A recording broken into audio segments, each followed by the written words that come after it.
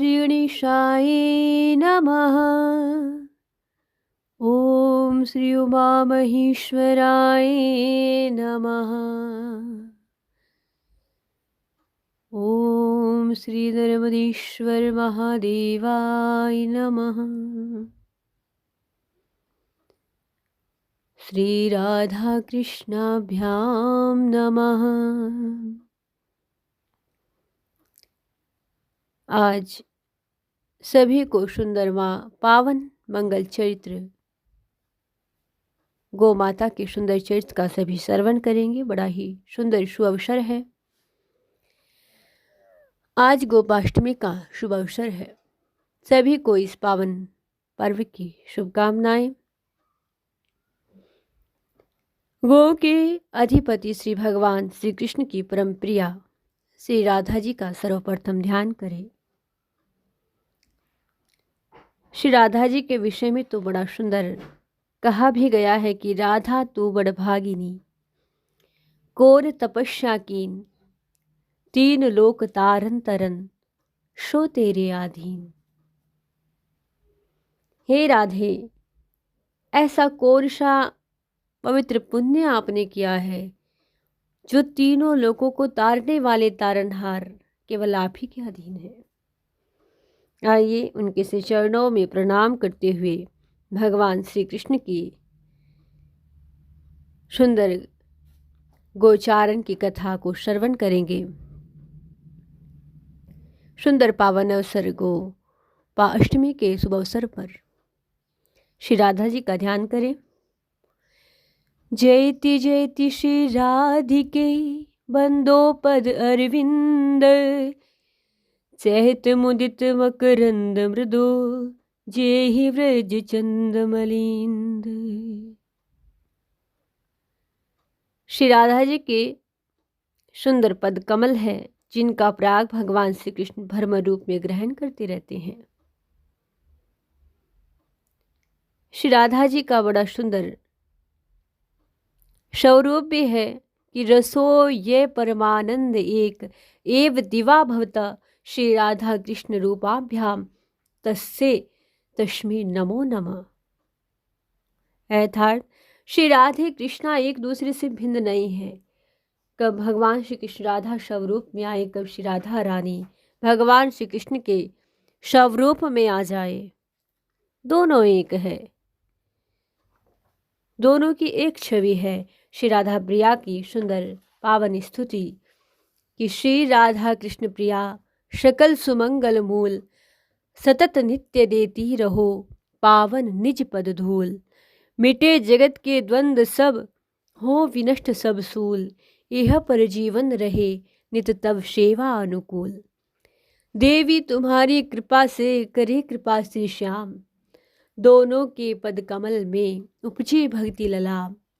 महाभाव रसराज तुम दोनों करुणा धाम, निज जन कर देते रहो निर्मल रस अविराम। बोली रासेश्वर श्री राधा रानी की जय।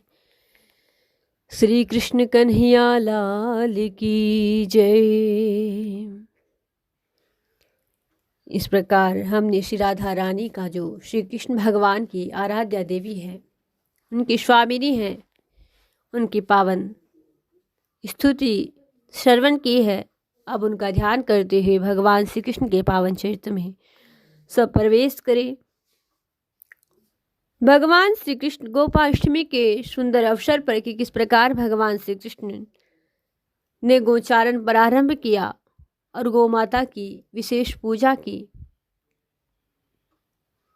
उसका सुंदर पावन चरित्र है। चित्त लगा करके श्रवण करें कि भगवान श्री कृष्ण की गोवंश के प्रति आत्मीयता का वर्णन करते हुए श्री विल्व मंगल जी महाराज ने भगवान श्री कृष्ण के कृष्ण कृष्णामृत ग्रंथ में लिखा है क्या, गोपाला जिर कर्ण में वे हर्षे विपाधव रे, लज्जा से वर्षे गोधन कृते, स्तुति स्थे मोननम, विदशेत विदाम, ताश्यम गोकुल पुष्चलेषु कुरेषु शवामयम्। दान्तात्मेषु ज्ञातं कृष्ण तवाङ्गे पंकजयुगम प्रेमाजलम मंजुलम।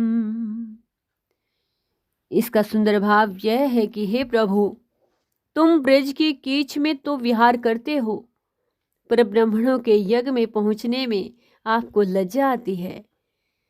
गांव के हुंकार करने पर, बछड़ों के हुंकार करने पर उनके हुंकारने वाली भाषा को आप समझ लेते हो।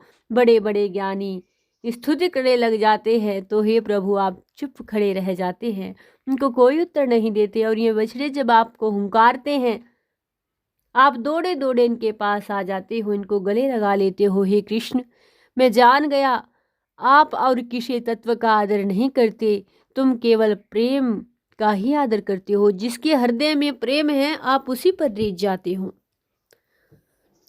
अब भगवान श्री कृष्ण के गो प्रेम के विषय में सुंदर वर्णन आया है, ध्यान लगा करके सुने। गो रस प्रेम गो प्रेम है, गव्य पदार्थों से ही प्रीति गो प्रीति है। हम गाय के प्रति तो प्रेम रखें, किंतु गव्य पदार्थों से भी हमारी प्रीति न हो, ऐसा नहीं हो सकता। गव्य माने दूध दही घी गोमय गोमूत्र। यदि हमारी गव्य से प्रीति नहीं है तो गो से प्रीति भी नहीं हो सकती।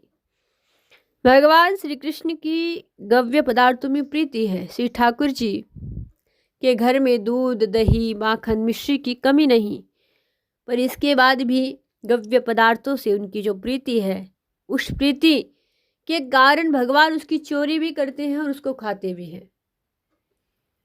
उस गौ के माखन की भगवान श्री कृष्ण चोरी करते हैं और खाते भी हैं, जबकि दंद बाबा के यहाँ माखन की कोई कमी नहीं है, गोवंश की गोवृद्धि की कोई कमी नहीं है, पर केवल प्रेम के वश होकर के भगवान ऐसा करते हैं।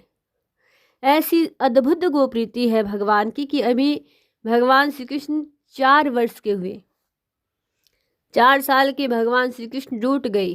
क्यों रूठ गए? बोले बाबा अब तो मैं बड़ो हो गयो, मैं गौ चरावे को। बड़ा सुंदर वर्णन किया है कि अरे लाला, गवरिया का लाला होके गैया ही तो चराएगा और क्या करेगो। लाला अभी तू नेक छोटो है। नंद बाबा से हट करते हैं कृष्ण कन्हैया लाल कि हे बाबा मैं गाय चराने को जाऊं। और 4 वर्ष के हैं श्री कृष्ण कन्हैया जी। अब नंद बाबा समझाते हैं कि लाला अभी तू नेक छोटो है, नेको बड़ो है, जा फिर गइयो चराओ। अर्थात अभी तू छोटो है, जब बड़ो हो जाएगा तब गो चरा लेना। लेकिन ठाकुर जी आज रोना बंद नहीं कर रहे। उन्होंने निश्चय किया है कि अब तो सखा मंडली के साथ गोवत्स चारण के लिए नियुक्त किया जाए। 4 साल के भगवान जी गए चराने के लिए, गो सेवा के लिए रो रहे हैं। ये भगवान श्री कृष्ण की गो प्रीति है। 4 साल का बालक कितना छोटा होता है। अब तक भगवान श्री कृष्ण बछड़े चराते हैं। बछड़े कैसे चराते हैं उनका भी भागवत में बड़ा सुंदर वर्णन आया है। बछड़ों की मालिश करते हैं, बछड़ों के साथ खेल कूदते हैं, हरी हरी घास उखाड़ उखाड़ करके बछड़ों को अपने हाथ से खिलाते हैं। बछड़े खूब घास चर लेते हैं, प्रसन्न हो जाते हैं, जमुना जी का जल पी लेते हैं। बछड़े जब बैठ जाते हैं तब भगवान बैठते हैं, इतनी प्रीति है। और कुछ कलेऊ लेकर के जाते हैं, किंतु बछड़े जब खा ले पी ले अच्छे से तब भगवान जी कलेऊ करते हैं। अब श्री कृष्ण कन्हैया पूरे 5 वर्ष के हो गए और 6ठे वर्ष में प्रवेश किया। अब जैसे 6 वर्ष के भगवान फिर रोने लग गए। इतना रोए कि रोना बंद नहीं किया। खिलौने सामने रखे तो सब के सब उठा करके फेंक दिए। गोद में मैया लेती है तो गोद से उतर के भूमि पे लौट जाते हैं। सब श्रृंगार बिगाड़ लिया। मैया ने इतना सुंदर श्रृंगार किया था, रो रो करके सब बिगाड़ लिया। अब मैया बाबा सब पूछ रहे हैं लाला कुछ तो बताए तो सही, अपने मन में तू क्यों रोए रहो। और रोते रोते हिचकी बंद गई भगवान श्री कृष्ण की और बोले बाबा अब मैं माखन खाए खाए मोटे हो गए, बड़े हो गए, सो भी गैया चराऊं, आपने फिर भी गाय चराने के लिए नहीं भेजा। अरे राम रे राम, सवेरे से गैया चराई को रहो, पहले ही बता दे तो भगवान श्री कृष्ण के बाबा नंद बाबा कहते हैं कि इतनी सी बात और सुबह से रोए जा रहे हैं, पहले ही बता दिया होता कि गोचारण के लिए इतना बिलख रहे हैं। देख लाला, हम तो गोपालक हैं। नंद बाबा ने कहा कि हे लाला, हम गोपालक हैं, हमारो धर्म गो सेवा है, हम गौधन की सेवा करे हैं, पर हमारे हिंदू धर्म में समस्त कार्य मुहूर्त सु किए जाए। अब पुरोहित जी को बुलवाएंगे, पंचांग दिखाएंगे, पत्रा दिखाएंगे, मुहूर्त बताएंगे, तब गो सेवा गोचारण का अमुक मुहूर्त है, तब तुम्हारे हाथ में गो पूजन, तुम्हारे हाथ से गो पूजन पूर्वक गोचारण संपन्न कराया जाएगा। भगवान श्री कृष्ण बोले तो बात देर किस बात की है, बुलाओ पुरोहित जी को, अभी मुहूर्त दिखाओ। मैं पुरोहित जी क्या करके फिर रोने लगे कि पहले पुरोहित जी को बुलाओ। भगवान श्री कृष्ण ने फिर अट लगाई और तब शांडिल्य जी खुद आ गए। पुरोहित जी ने पूछे कि लाला कैसे रो रहे हो? आप मुहूर्त देख दो, गैया कब से चराना शुरू करे, बस इसी के लिए। नंद बाबा ने कहा बस इसी के लिए हट है। तुरंत उन्होंने पंचांग खोला और बोले अरे बाबा, तुम्हारे लाला तो मुहूर्त देख के ही रोए हैं।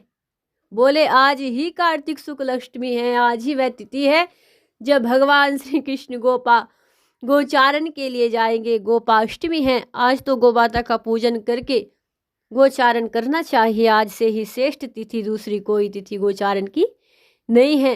तुम्हारे लाला तो मुहूर्त देख के ही रोए रहो। अब तो ठाकुर जी ने प्रेम से पूजन करके गोचारण प्रारंभ कर दिया और गोचारण के काल में ही भगवान पद त्राण धारण नहीं करते, पैर में जूता चप्पल भगवान धारण नहीं करते। इसलिए धारण नहीं करते कि हम गैया चरा रहे हैं। इस सामान्य बुद्धि से ही प्रभु क्रिया नहीं कर रहे हैं। गाय हमारी उपास्य देवता है, इष्ट देवता है, यह गैया चराना गोपासना है, यह मान करके भगवान कर रहे हैं। और उपासना जूता चप्पल पहनकर नहीं की जाती, इसलिए भगवान बिना पद त्राण के गोचारण करते हैं। गायों के झुंड के पीछे चलते हैं। क्यों चलते हैं गायों के झुंड के पीछे? इसलिए कि गौ माता की चरण रज हमारे ऊपर पड़े और मैं पवित्र हो जाऊं। तो क्या भगवान में कोई अपवित्रता आ गई है क्या? नहीं नहीं, भगवान में कोई अपवित्रता की संभावना नहीं है। पर मैं परम पावन पतित भगवान श्री कृष्ण भी गोचरण रज के लिए से अभिषेक के पश्चात निर्तिशय पावनता का अनुभव अपने आप में करते हैं। वनमाला, पोशाक, मुकुट, मुरली सब गो रजमयी हो जाती है। अपने आनंद के लिए भगवान ऐसा करते हैं। गो खूब हरित हरित घास चर के संतुष्ट हो करके जलपान करके बैठ जाती है, तब भगवान श्री कृष्ण बैठते हैं। तब तक भगवान जी खड़े ही रहते हैं, बैठते नहीं हैं जब तक गौ माता बैठ नहीं जाती। तब भगवान श्री कृष्ण छाछ आरोगते हैं और गायें विश्राम करती है, तब तक भगवान श्री कृष्ण खड़े रहते हैं। कृष्ण अवतार में जो अद्भुत गो भक्ति का आदर्श भगवान ने प्रस्तुत किया है, वह तो अपने आप में अनुपम है, अद्भुत है, अवर्णनीय है। श्री कृष्ण की गो भक्ति श्री कृष्ण की ही गो भक्ति है। वे गायों के पीछे पीछे जाते हैं और गायों के पीछे पीछे ही लौटते हैं, मुरली सुनाते हैं गायों को। कालिया नाग का दमन करते हैं, कालिया हृदय को शुद्ध करते हैं। तो किस लिए? गायों के लिए। कालिये हृदय का जलपान करके मृत्यु को प्राप्त हुए गायों को जीवन दान देते हैं। कहाँ तक कहे, गायों के लिए दावा नल पान करते हैं, गायों की रक्षा के लिए बड़े बड़े असुरों का वध करते हैं, गायों की रक्षा के लिए ही गिरिराज गोवर्धन को अपनी कनिष्ठिका के अग्रभाग पर धारण करते हैं। ऐसे श्री कृष्ण भगवान गोपाल है।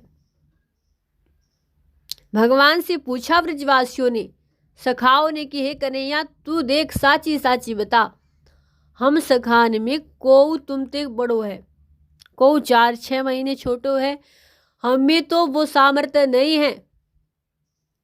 तुमने इतनी सामर्थ्य कहाँ से आ गई जो तुमने गोवर्धन लिया उठाए? तो ठाकुर जी हंस करके बोले कि गौ सेवा के पुण्य से हमने गोवर्धन लिया उठाई। फिर भगवान मथुरा में जाते हैं। वहाँ कंस वध के पश्चात वसुदेव जी पूजन करवाते हैं, यज्ञोपवीत संस्कार करवाते हैं, तब गो सेवा करते हैं, तब गोदान हुआ। और फिर संदीपनी जी के आश्रम में पढ़ने गए, तब भगवान जी ने गो सेवा की।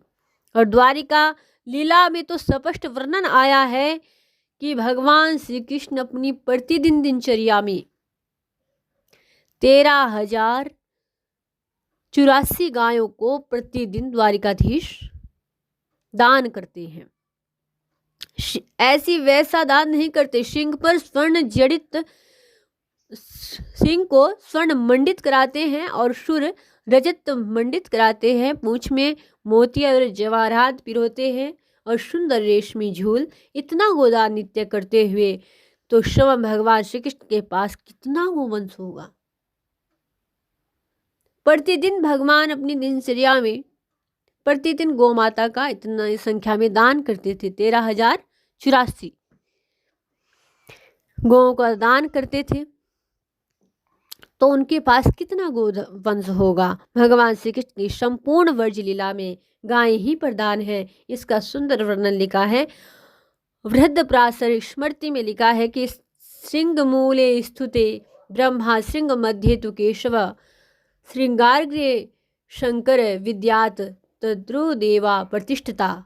अर्थात गाय के सिंह के मूल भाग में स्वयं ब्रह्मा जी रहते हैं, मध्य में भगवान केशव विराजमान हैं और सिंह के अग्रभाग में स्वयं शंकर देवादिदेव महादेव वास करते हैं। तीनों देवता गोमाता में प्रतिष्ठित है। गाय से भिन्न त्रिदेव नहीं है। आदि गुरु सुरभि से इनका प्राकट्य कहा गया है। धर्म का जन्म गाय से है, क्योंकि धर्म जो है वह वृषभ रूप है। गाय के पुत्र को ही वृषभ कहा जाता है। नील वृषभ के रूप में धर्म प्रकट हुआ। अन्न की प्रसूति के लिए ही धर्म ने धारण किया वृषभ का रूप, क्योंकि बिना वृषभ के खेती संभव नहीं है। उत्तम अन्न उसी से उत्पन्न होता है। महापात की जीव भी श्रद्धा से गोवंश की सेवा करने में लग जाए तो पाप से रहित हो जाता है। गोलोक में जाकर वह सुशोभित हो जाता है और गो सेवा करने वालों को गोलोक की प्राप्ति निश्चित ही होती है। तो इस प्रकार पुराणों में भी वर्णन आया है कि गौ माता के अंदर सब देवताओं का वास है। कितना सुंदर श्लोक बृहत्प्रासर स्मृति में लिखा गया है कि श्रृंग मूले स्तुते ब्रह्मा श्रृंग मध्य तु केशव श्रृंग अग्रे शंकरम विद्यार्थियों देवा प्रतिष्ठिता। तो इसलिए गाय का स्मरण करके, गाय को नमस्कार करके जो गाय की प्रदक्षिणा करता है उसने मानो 7 दीप और 7 समुद्र वाली पृथ्वी की प्रदक्षिणा कर ली। जो गाय को केवल चारा डाल दे, जल पिला दे, नित्य ग्रास अर्पित कर दे, तो वह 100 अश्वमेघ के समान पुण्य प्राप्त कराने वाला है। यह भी बृहत्प्रासर स्मृति में लिखा गया है संस्कृत में कि स ईश्प्रसंगा नमस्कृतम कुर्यात ताच प्रदक्षिणा कृता तेन सप्तदीपा वसुंधरा तरणोदकादि संयुक्तम यह परददात गवाहिन कर्म शो अश्वमेघ पुण्यम लभते नात्र संशयम गवाम कर्णुयनम स्नानम गवाम दान सम भवेत।